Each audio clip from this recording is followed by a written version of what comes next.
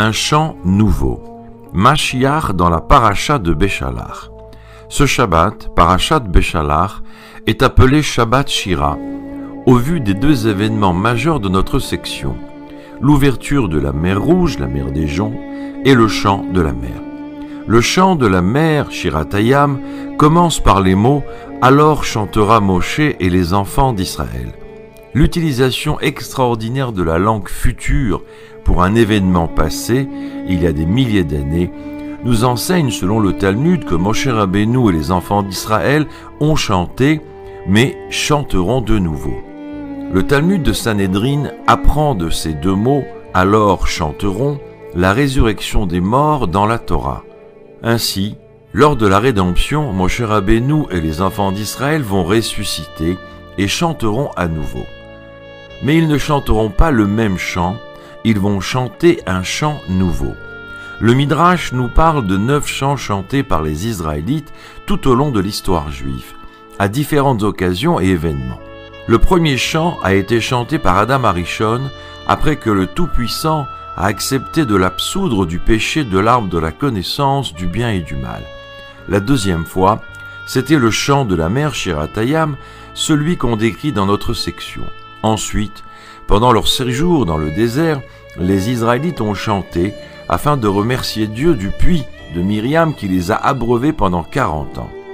Le quatrième chant est celui de Moshe Rabbeinu au moment de son décès, et le cinquième fut chanté par son disciple Yoshua ben Nun pendant la miraculeuse guerre dans la vallée de Eilon. Le sixième et le septième chant appartiennent à 2 femmes, la première Déborah et la seconde Hannah, la mère de Samuel le prophète. Enfin, le 8e et 9e chant fut entonné lors du sauvetage de la famille du roi David, afin de louer Dieu de tous les miracles qui lui ont été faits. Son fils, le roi Salomon, a chanté le 9e chant dans l'esprit de prophétie devant le Créateur du monde. Puis, le 10e chant, celui que nous allons chanter avec Moshe Rabbeinu au moment de la rédemption. Un léger aperçu du Midrash nous apprend une différence subtile et pourtant très significative entre les 9 derniers chants et le 10e. Tous les chants exprimés dans le monde en hébreu sont employés au féminin. Mais en ce qui concerne le chant qui sera chanté dans l'avènement messianique, l'Écriture parle de ce chant au masculin. Le Midrash explique que l'écriture en hébreu du mot chant, employé au féminin, illustre l'allégorie de la femme qui tombe enceinte et qui accouche, et de nouveau tombe enceinte et accouche. Le Midrash veut faire ainsi allusion aux souffrances et aux épreuves du peuple d'Israël, que l'Écriture écrit aussi au féminin, tout en soulignant qu'à l'époque messianique, toutes ces épreuves vont disparaître. Bien qu'il existe occasionnellement de petites rédemptions, que l'on peut parler de naissance sous forme de révélation divine ou de miracle. Mais immédiatement après va suivre un état de gestation sous la forme de l'exil, de voile et de souffrance. Toutefois, une fois la naissance de la rédemption terminée, il n'y aura plus de gestation. Après la révélation divine dans la rédemption, il ne peut y avoir de nouveau un état d'exil, de voile ou de souffrance. Et comme pour tout, ici aussi, la Chassidoute explique cette différence profonde qui existe dans notre évolution spirituelle, veille de la rédemption. La Chassidoute explique que le chant exprime le désir de l'homme de s'élever.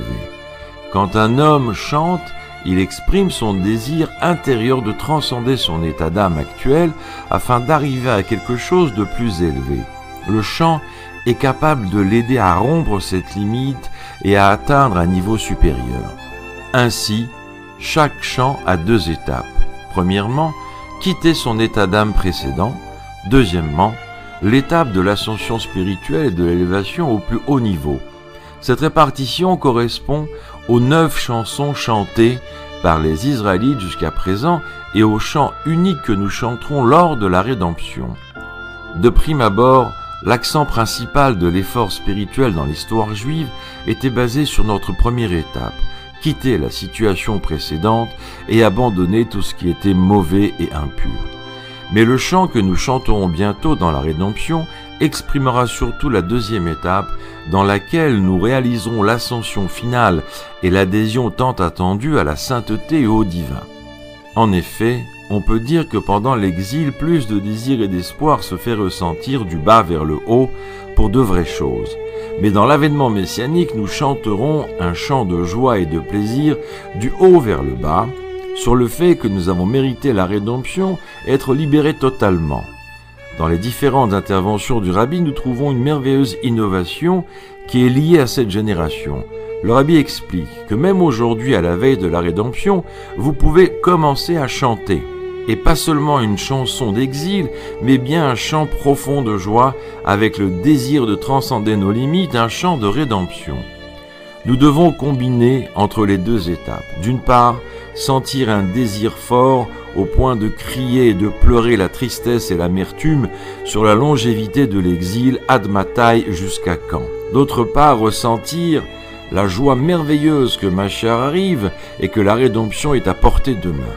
Une merveilleuse annotation de ce sujet se trouve dans les paroles du Shla Akadosh dans son interprétation. Le Shla explique que l'intention de Midrash sur le verset « Dans le futur, les enfants d'Israël vont chanter un chant nouveau » consiste en réalité à inciter les Israélites à commencer d'ores et déjà à chanter pendant l'exil sur ce qui va se produire dans le futur. Nous pouvons sans aucun doute nous réjouir d'avoir eu le privilège d'entendre du Rabbi que notre génération est la dernière de l'exil et la première génération de la rédemption, la Géoula. Shabbat Shalom.